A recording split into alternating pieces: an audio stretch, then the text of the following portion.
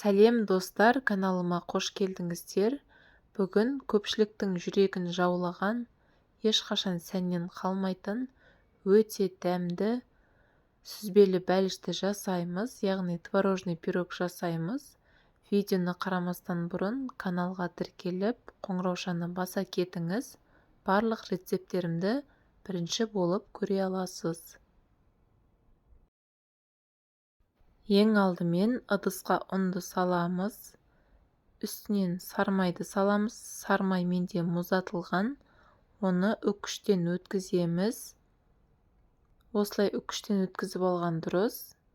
Енді екеуін жақсылап араластырамыз. Біркелкі болғанша жасаймыз. Енді үстіне тұз, қант және ұн қопсытқыш саламыз. Қалауыңыз бойынша ванилин немесе ванильный сахарды қосуға болады. Енді барлығын жақсылап араластырамыз.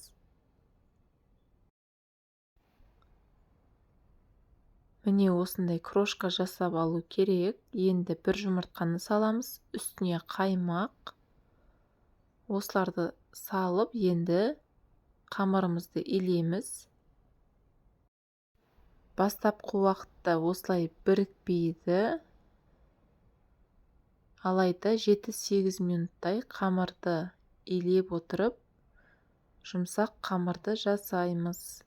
Ешқандай сұйықты құюдың қажеті жоқ. 8 минуттай илейміз.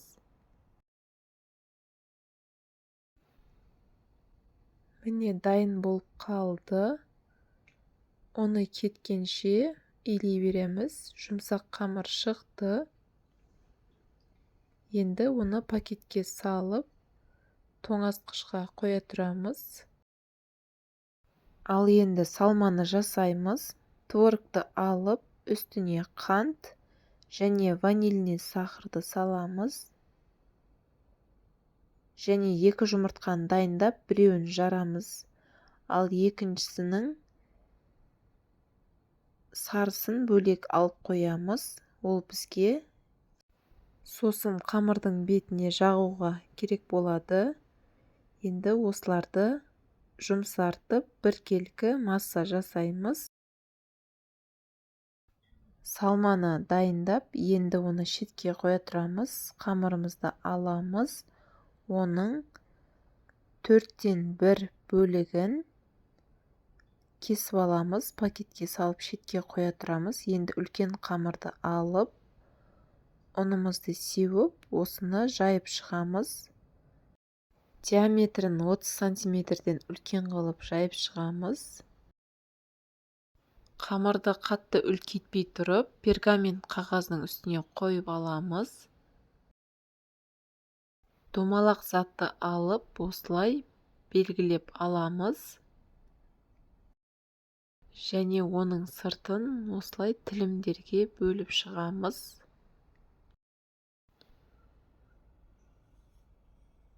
Ал енді осының сыртын домалақ қылу үшін артық қамырларды алып тастаймыз.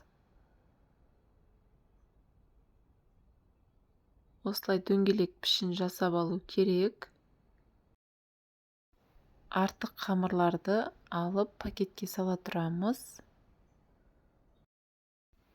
Ал енді қамырды осылай айқастырып, бөріп шығамыз.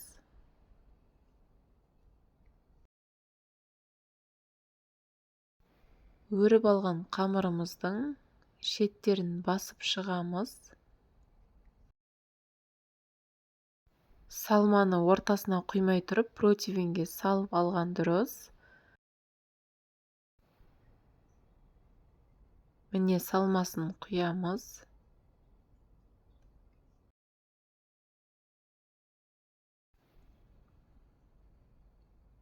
Енді қалған қамырымызды алып, оны жаямыз. Пирогтың бетіне сетка жасауға болады, немесе гүл жасауға болады. Қалаған пішінде кесіп алуға болады. Осындай лента сияқты кесіп аламыз.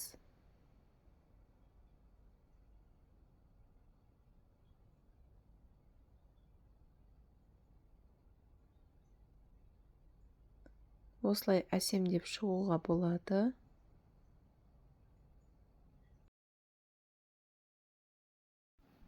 Бетін тек осылай тор қылып жауып тастауға болады.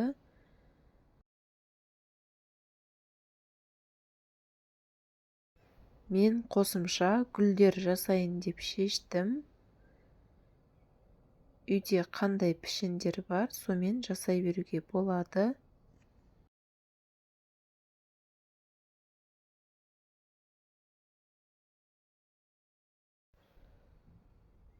Осылай әсемдеп қойып аламыз. Және қамырды бос қалдырмай, барлығына сол пішіндерді кесіп алдым.